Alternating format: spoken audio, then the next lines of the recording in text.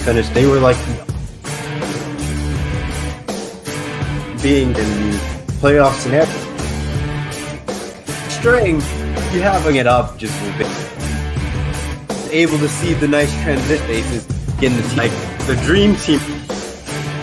Except the 76ers any point in his career. I'm going to go with working together as a well-oiled finish. They were like, they keep this momentum going. At the same time, I just can't wait for the chance to do, dunk it and either, that's.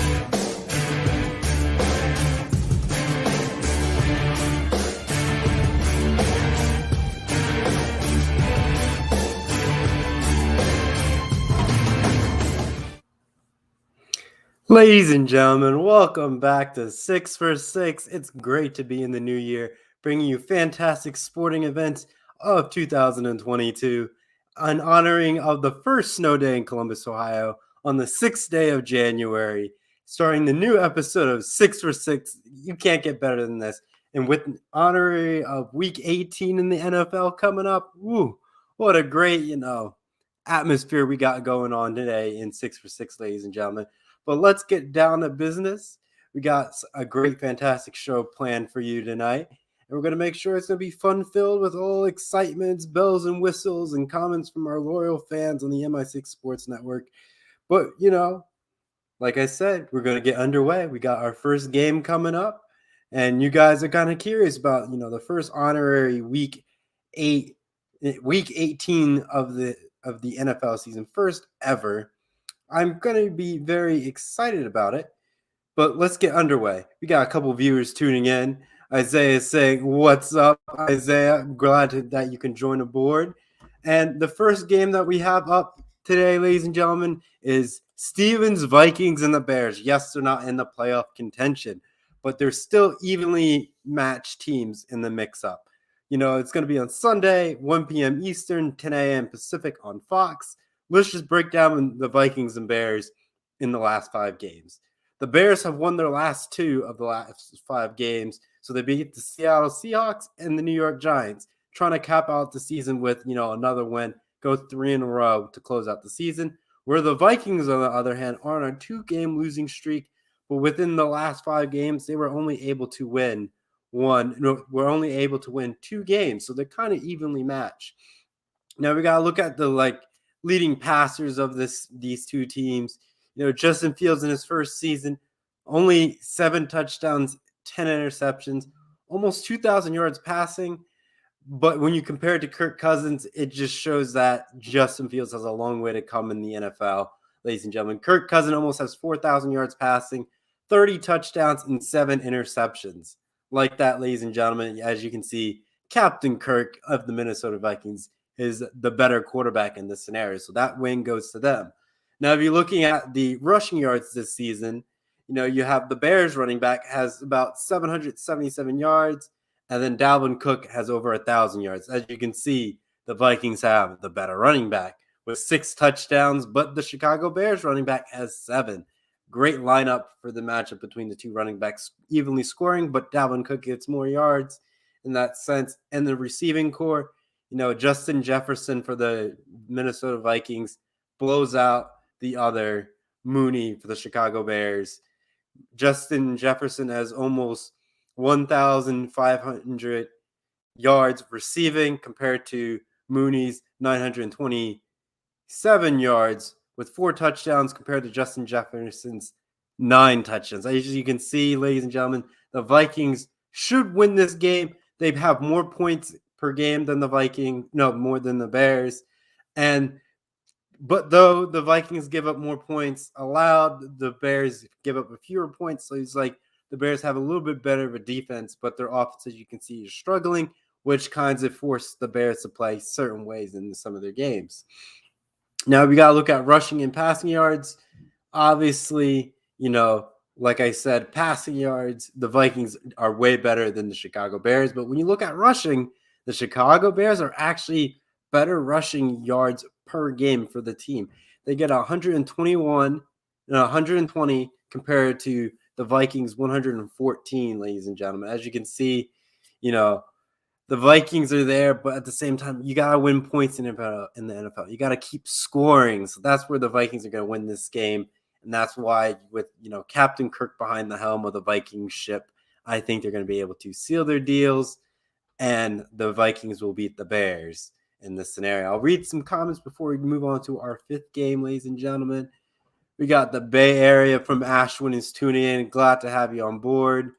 And then you got Steven Callan squaring off in the Bears and Vikings.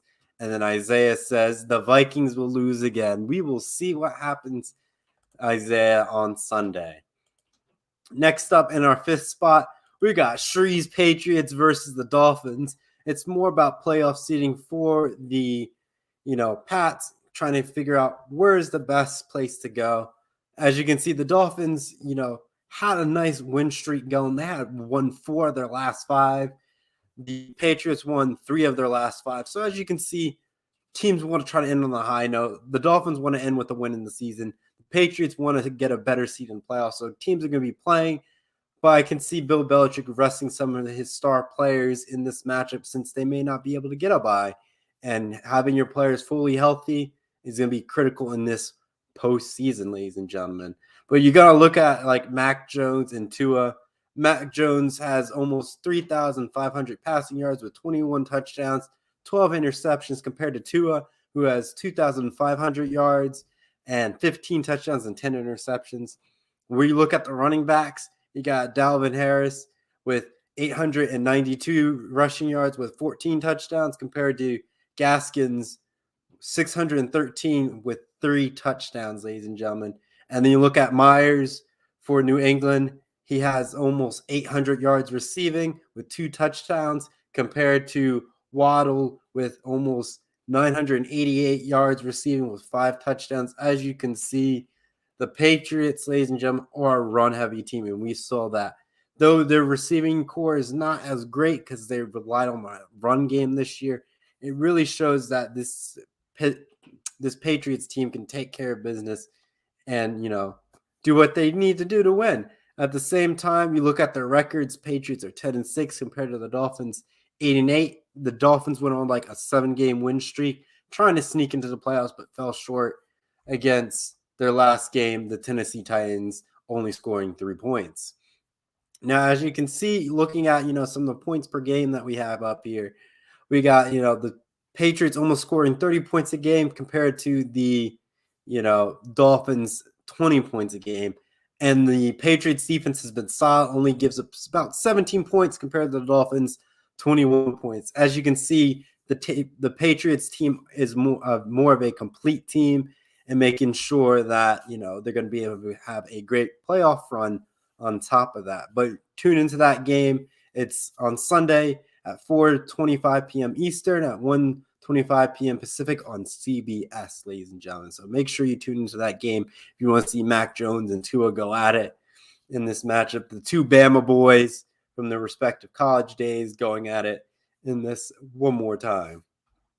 Next up, we've talked about it on No BS, the Rams and the 49ers. I said that the Rams were going to win this game. I'm going to stick to it. I'm not like Isaiah who tries to flip-flop before the game. You got to ride or die with your pick in this. But if you got to look at it, the Rams have won the last 5 of their games. And the 49ers only won 3 of their last 5. But at the same time, ESPN has them favored, as the last time when I was building this script was a 64% chance favorite to win this game. And if you look at the records, the Rams are 12-5 compared to the Niners 9-7. The Niners need to win this game to try to get into the playoffs and need some help. But the Rams are trying to play for better seeding and trying to, figure out what matchup that they want. So depending if they want to rest their players and take the L or try to go and get the better seeding is really up to them. But on top of that, their defense are about the same. They both give about 21 points. So it's going to be evenly matched, relatively close in scoring. And their points per game is 25 for the 49ers to the Rams 27. So as you can see, this game is going to be relatively close.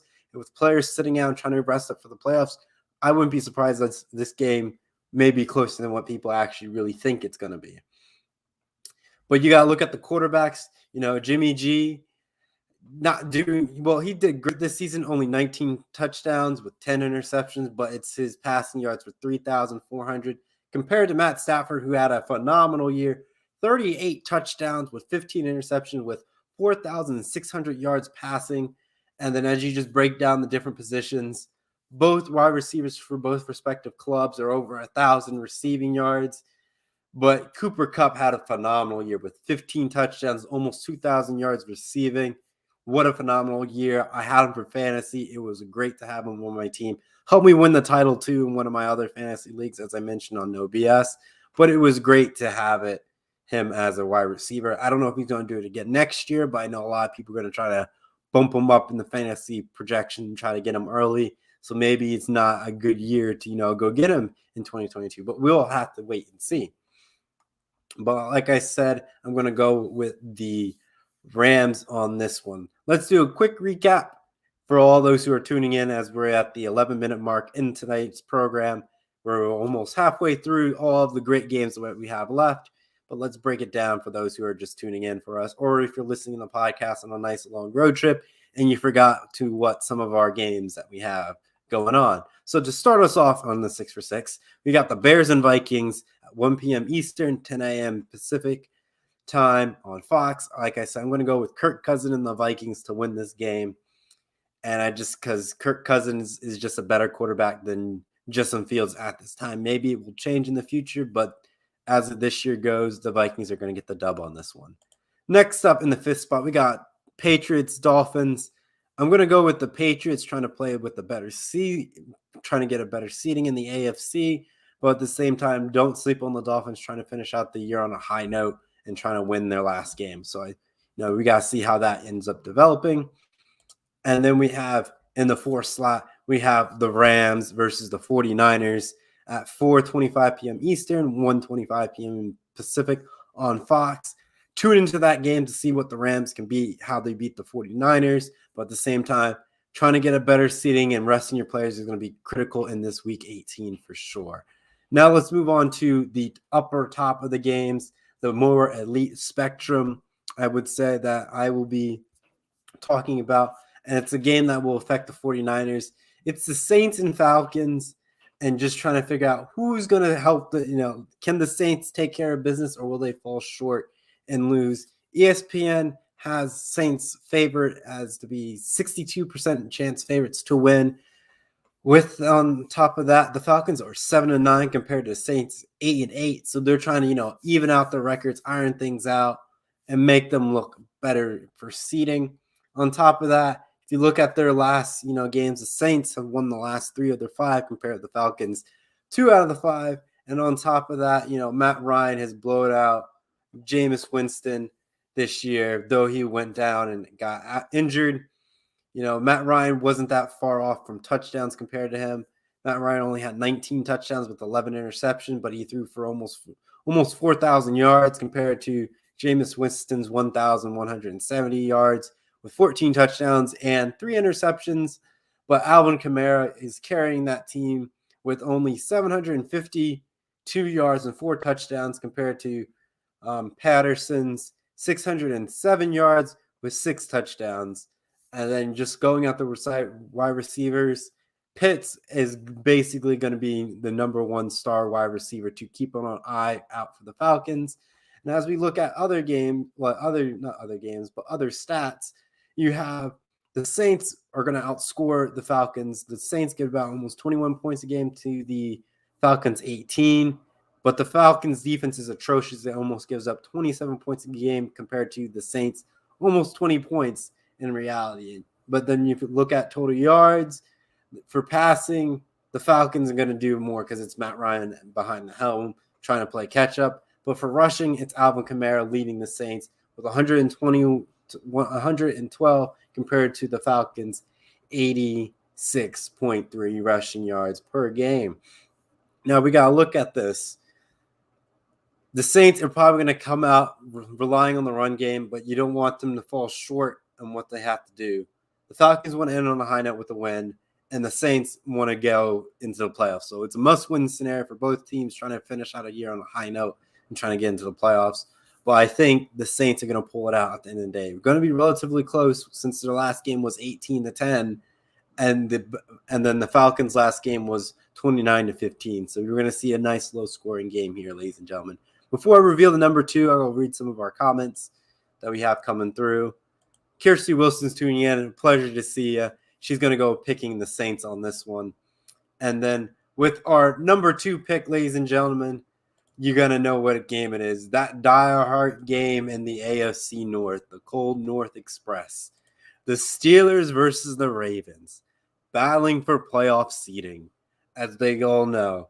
And Big Ben's trying to make his playoff push to end his career in the Lombardi sunset and get to that Super Bowl. But will the Ravens derail his expectations? We'll have to wait and see as how this develops and going forth.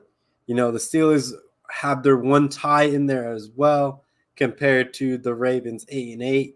But the Ravens are favored to win, almost 60% chance favorite to win this game. I think I'm going to believe them in this, but the Steelers are trying to take Big Ben into the sunset. It's going to be a close one than what we anticipate. It's at Ravens. It's in Baltimore. I would say if Lamar Jackson's not back yet, I'm going to say it's going to be the Pittsburgh Steelers going to win this game. But we'll have to wait and see as this develops. But as you can see, Ben Roethlisberger had a good year, fairly good year. He threw for 3,496 yards with 21 touchdowns and 9 interceptions compared to Lamar Jackson, though Lamar Jackson didn't miss a few games, to his 882 yards receiving, were passing, and 16 touchdowns and 13 interceptions. And Najee Harris cracking over 1,000 yards rushing compared to Lamar Jackson, who's basically the running back of that team. 776 yards rushing with 2 rushing touchdowns. And then Johnson for Pittsburgh has over 1,000 yards receiving. And believe it or not, the Baltimore Ravens tight end Andrews had over 1,000 yards receiving as well and 9 touchdowns. So as you can see, this Ravens team has ways of moving the ball around and creating things to work in their favor. On top of that, looking at points per game, the Ravens will outscore the Steelers. Ravens score almost about 24 points a game compared to the Steelers 20. But the Steelers give up about 24 points compared to the Ravens 23.5 points per game. If you're looking at passing, the Ravens actually pass more than the Steelers, and they even rush more than the Steelers. So the Steelers are not going to have a favorable matchup. Like I said, if Lamar Jackson's not playing, this game's going to go to the Steelers. But if Lamar Jackson is playing, I will say that the Ravens will win this game. So that's my 2 stance on that at that point. Now, for Kirsty Wilson, she's going to pick the Ravens in this one. And then for the last game, I think we all know what game it is. It's been talked about on No BS, and it's the game that I love, that game that means the most in the AFC, filling in that last playoff spot. I don't even have to introduce it. It's such a game that everyone's going to be tuning in. Sunday Night Football. We all know what it is. The Chargers versus the Raiders. All right, ladies and gentlemen, this game is going to mean so much to both teams, especially Justin Herbert being in his second year and already sniffing at the playoffs, 1 game away from getting his first playoff berth. Can't wait to really see how he grows and develops for the Chargers in this game and getting that playoff experience, which is going to be critical in his career early on. But the Raiders are trying to get to the Super Bowl in honor of John Madden probably, and all their controversy going on this year. So winning that and getting to that mountaintop is going to be critical for the Raiders this season. Can they get to the Super Bowl, get to the promised land, and defeat the teams in front of them to bring home the Lombardi trophy to Las Vegas? Not Oakland, Las Vegas, ladies and gentlemen. And it's going to be interesting, but the teams' records are evenly matched. They're both 9-7. But the Chargers, according to ESPN, the last time when I was building the script and checking it out, they were 58.2% favorites to win this game. I believe that, but at the same time, Are we going to get the, Chargers that show up to play Patrick Mahomes, making it look good, scoring up a lot of points? Or are we going to get the Chargers team that struggled with the Houston Texans and make an embarrassing laughing stock for themselves and the organization and not be able to perform? That's what my main concern with the Chargers. Can they be that, team that can beat Kansas City Chiefs and looking like an AFC championship team or even a Super Bowl contender? That's what they need to do. They need to come out, dominate this game, take it out of the water so they can give their players a rest, being in the 8th seed spot looking in at that point. But same for the Raiders with Derek Carr. He's trying to make a playoff push, trying to get in there, improve that he's a good quarterback before they try to, get rid of him. They still have Mariota, but we don't know how the Raiders are going to move forward in the years to come. But if you look at, some of their last games, they're evenly matched. They both have won 3 out of their last 5 games. But if you look at Justin Herbert and Derek Carr, they're neck and neck. So I read their, passing yards. Justin Herbert had 4,613 yards passing compared to Derek Carr's 4,618 yards passing. But here's a difference. Justin Herbert has thrown more touchdown passes than Derek Carr. Justin Herbert threw about 35 touchdown passes compared to Derek Carr's 21. Their interception ratio is the same. They both have thrown 14 interceptions this year. Running backs, Austin Eckler had 847 yards with 11 touchdowns compared to Jacobs is 740 yards rushing with 8 touchdowns. Now, if you look at the receiving cores, Keenan Allen, the captain of the Chargers, over 1,000 yards receiving with 6 touchdowns. And then Renfrow has over 1,000 yards receiving with 7 touchdowns. As you can see, these teams are stacked. This game is the game of the year, you could say. Trying to get into the playoffs with all the games that we had and with COVID and all, in some of these teams missing some games. But we're looking at more. This Chargers team can put up points. They cannot be stopped. They can put up points. So the Chargers can put up 28 points a game almost compared to the Raiders' 21. But the Chargers defense gives up more points. They give up about 26 points per game compared to the Raiders' 25 points per game. But the passing yards is the same besides 1 yard difference. The Chargers pass about almost 290. Same with the Raiders, about 290, passing yards. But the Chargers run the ball more. You can thank, Austin Eckler with that. And they average about almost 109 rushing yards per game compared to the Raiders' 90. As you can see, ladies and gentlemen, this Chargers team, I should say, is destined for the playoffs. But we will have to wait and see on Sunday Night Football, prime time when the nation is watching. Can my Chargers win this game, this key important game for Justin Herbert in his career, and put the Raiders out of the playoff contention? But let me read some of the comments before I do a quick recap for those who are tuning in and bring this show on to a close. Kirsty Wilson's picking the Chargers. And we have John Corn tuning in. He says, boo, Chargers. And he's, saying JK.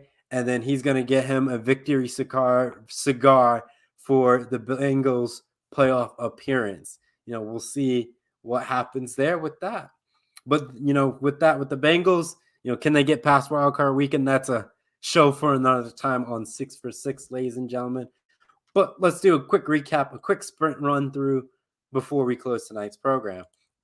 So like I said, in this game, in the 6th spot, we got Bears-Vikings, Stevens-Vikings facing Justin Herbert's and Callum McClurg's Chicago Bears, 1 p.m. Eastern, 10 a.m. Pacific on Fox. And then in the 5th spot, we have Dolphins-Patriots, Shrees Patriots against the Dolphins at 9, not on the 9th, at 4:25 p.m. Eastern, at 1:25 p.m. Pacific on CBS. I'm going to go with the Patriots on this one. And on top of that, in the 4th spot, we got Isaiah's 49ers going up against the Rams at 4:25 p.m. Eastern, at 1:25 p.m. Pacific time on Fox. I'm going to go with the Rams on this one. Saints Falcons. I'm going to go with the Saints on this one at 4:25 p.m. Eastern, at 1:25 p.m. Pacific. Can the Saints get into the playoffs, or will they lose and Matt Ryan spoils their postseason appearance? This game here, like I said, if Lamar Jackson is not playing against the Steelers, I'm going to say the Steelers are going to win. But if Lamar Jackson is playing, I'm going to go with the Ravens on this one. And on top of that, that game's at 1 p.m. Eastern, 10 a.m. Pacific on CBS. And then the last game, we all know, my Chargers going up against Martin's Raiders, 8 p.m., 8:20 p.m. Eastern, 5:20 p.m. Pacific on NBC, Sunday Night Football. I'm going to go with my Chargers, and they're going to be able to take this dub and get into the playoffs again with Justin Herbert behind the helm. With that, we'll do a couple comments as you all tune in. If you have any more comments before I close tonight's program, feel free to throw them in. John Alcorn is rooting for the Bears to lose so they can say bye-bye to Matt Nagy. And then Isaiah picked the Rams to win. Yep, you could hear it on No BS on last night's program where Isaiah admits that the Rams will win the football game against his 49ers. But with that, ladies and gentlemen, that will do tonight's program on 6 for 6. It's a pleasure to be back. We're concluding the first, episode of season 2. Glad that we were able to get it up and going. Can't wait for future episodes of 6 for 6. But with that, ladies and gentlemen, take care, enjoy the rest of your night, and see you all next week on 6 for 6 and on the MI6 Sports Network. Take care for now, and so long. Bye-bye.